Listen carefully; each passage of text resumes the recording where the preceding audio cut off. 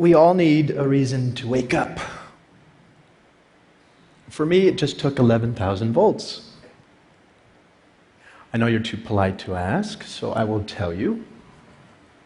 One night, sophomore year of college, just back from Thanksgiving holiday, a few of my friends and I were horsing around. We decided to climb atop a parked commuter train. It's just sitting there with the wires that run overhead. Somehow that seemed like a great idea at the time. We'd certainly done stupider things. I scurried up the ladder on the back, and when I stood up, the electrical current entered my arm, blew down and out my feet, and that was that. Would you believe that watch still works? Takes a licking. My father wears it now in solidarity. That night began my formal relationship with death. My death. And it also began my long run as a patient. It's a good word. It means one who suffers. So I guess we're all patients. Now, the American healthcare system has more than its fair share of dysfunction. To match its brilliance, to be sure. I'm a physician now, a hospice and palliative medicine doc, so I've seen care from both sides. And believe me, most everyone who goes into healthcare really means well. I mean, truly. But we who work in it are also unwitting agents for a system that too often does not serve. Why? Well, there's actually a pretty easy answer to that question. And it explains a lot. Because healthcare was designed with diseases, not people, at its center. Which is to say, of course, it was badly designed.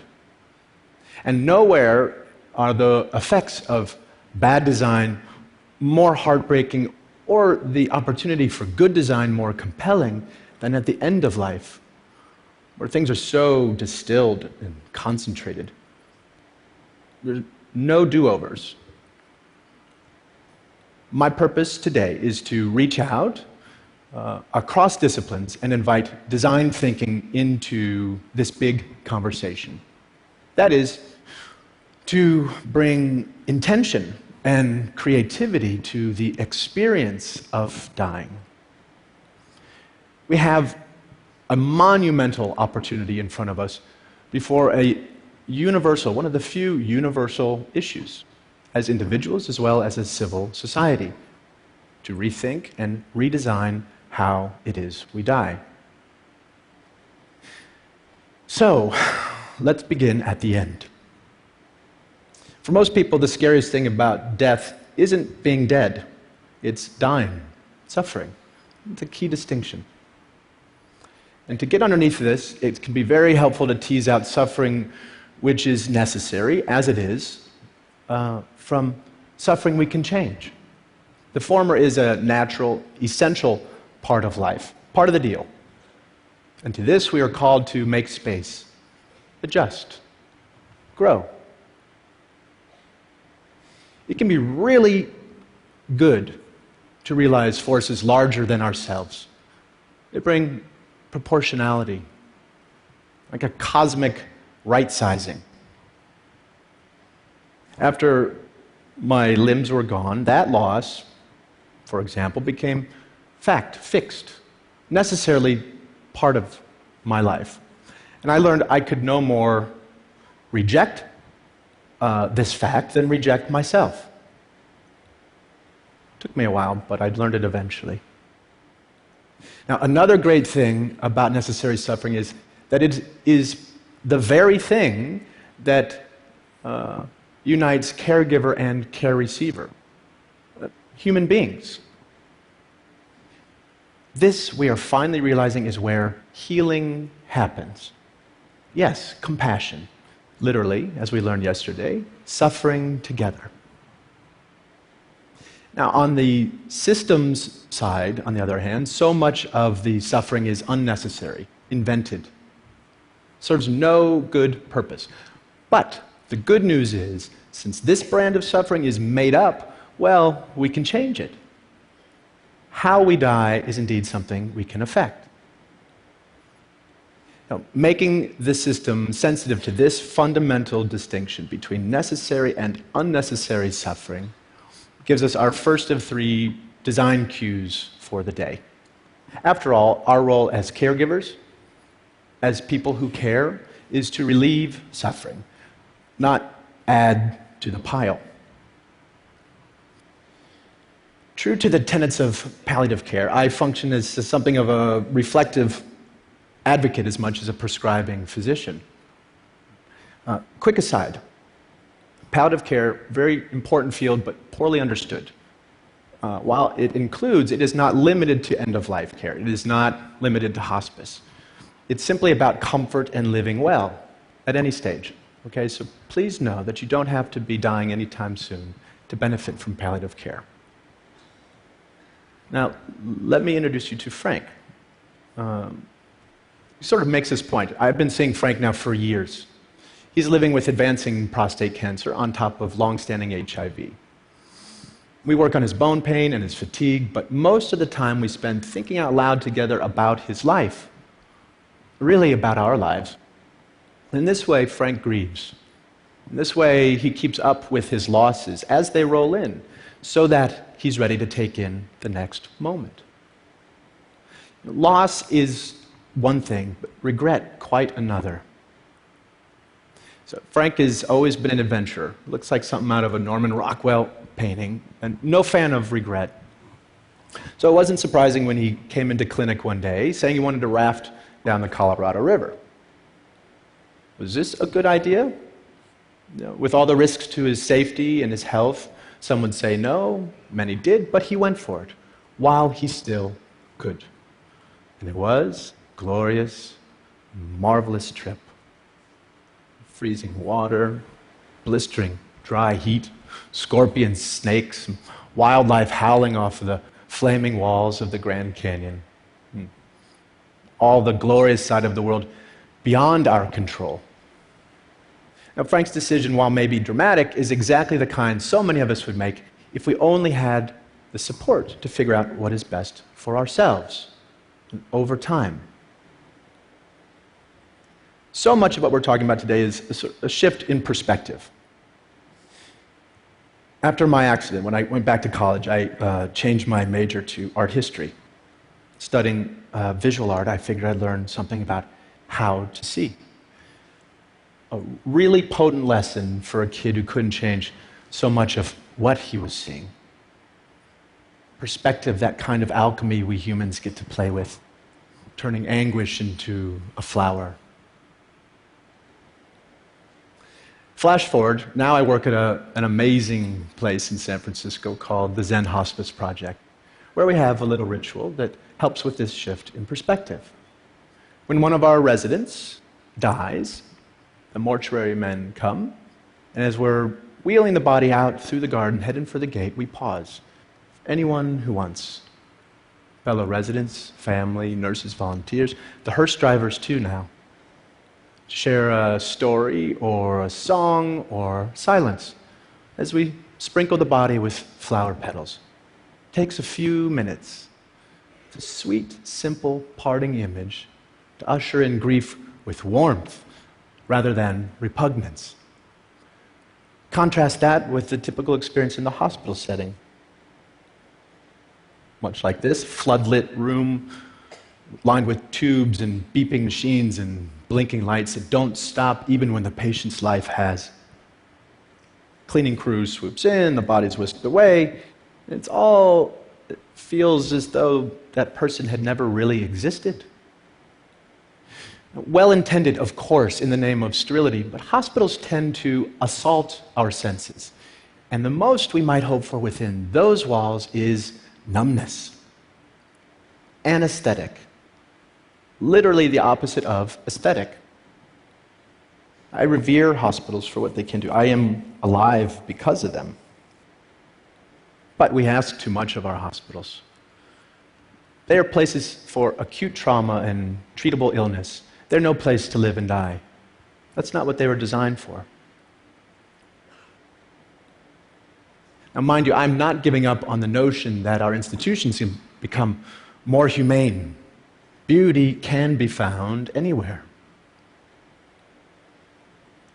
I spent a few months in a burn unit at St. Barnabas Hospital in Livingston, New Jersey, where I got really great care at every turn, including good palliative care for my pain.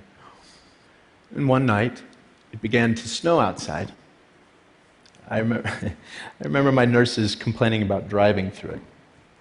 And there was no window in my room, but it was great to just imagine it coming down all sticky. Next day, one of my nurses smuggled in a snowball for me. She brought it into the unit. I cannot tell you the rapture I felt holding that in my hand. And the coldness dripping onto my burning skin, the miracle of it all, the fascination as I watched it melt and turn into water. In that moment, just being any part of this planet in this universe mattered more to me than whether I lived or died. That little snowball packed all the inspiration I needed to both try to live and be okay if I did not. In a hospital, that's a stolen moment. In my work, over the years, I've known many people who were ready to go, ready to die. And not because they had found some final peace or transcendence, but because they were so repulsed by what their lives had become. In a word, cut off or ugly. There are already record numbers of us living with chronic and terminal illness and into ever older age. And we are nowhere near ready or prepared for this silver tsunami.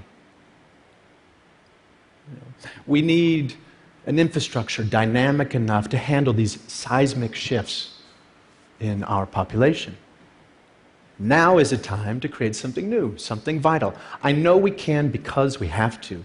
The alternative is just unacceptable. And the key ingredients are known: policy, education and training, systems, bricks and mortar. We have tons of input for designers of all stripes to work with. We know, for example, from research, what's most important to people who are closer to death: comfort, feeling unburdened, and unburdening to those they love, existential peace, and a sense of wonderment and spirituality. Over Zen Hospice's nearly 30 years, we've learned much more from our residents in subtle detail. Little things aren't so little. Take Jeanette. She finds it harder to breathe one day to the next due to ALS. Well, guess what? She wants to start smoking again. And French cigarettes, if you please. Not out of some self-destructive bent, but to feel her lungs filled while she has them. Priorities change. Or Kate. She just wants to know her dog Austin is lying at the foot of her bed, his cold muzzle against her dry skin. Instead of more chemotherapy coursing through her veins, she's done that. Sensuous, aesthetic gratification, where in a moment, in an instant, we are rewarded for just being. So much of it comes down to loving our time by way of the senses, by way of the body, the very thing doing the living and the dying.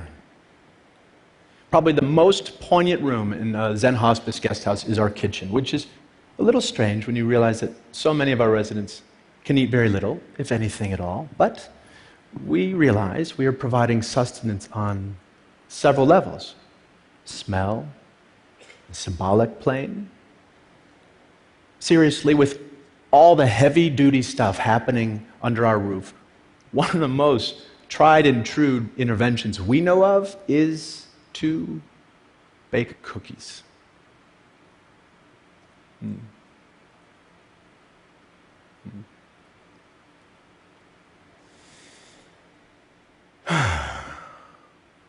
As long as we have our senses, even just one, we have at least the possibility of accessing what makes us feel human, connected. Imagine the ripples of this notion for the millions of people living and dying with dementia. Primal sensorial delights that say the things we don't have words for, impulses that make us stay present, no need for a past or a future. So, if teasing unnecessary suffering out of the system was our first design cue, then tending to dignity by way of the senses, by way of the body, the aesthetic realm is design cue number 2. Now, this gets us quickly to the third and final bit for today. Namely, we need to lift our sights, to set our sights on well-being. So that life can become, and health care can become about making life more wonderful rather than just less horrible. Beneficence. Here, this gets right at the distinction between a disease-centered and a patient or human-centered model of care. And here is where caring becomes a creative, generative, even playful act. Play may sound like a funny word here, but it's also one of our highest forms of adaptation. Consider every major compulsory effort it takes to be human. The need for food is birth cuisine. The need for shelter has given rise to architecture. The need for cover, fashion. And for being subjected to the clock, well, we invented music. So, since dying is a necessary part of life, what might we create with this fact? By play, I am in no way suggesting that we take a light approach to dying or that we mandate any particular way of dying. There are mountains of sorrow that cannot move, and one way or another, we will all kneel there.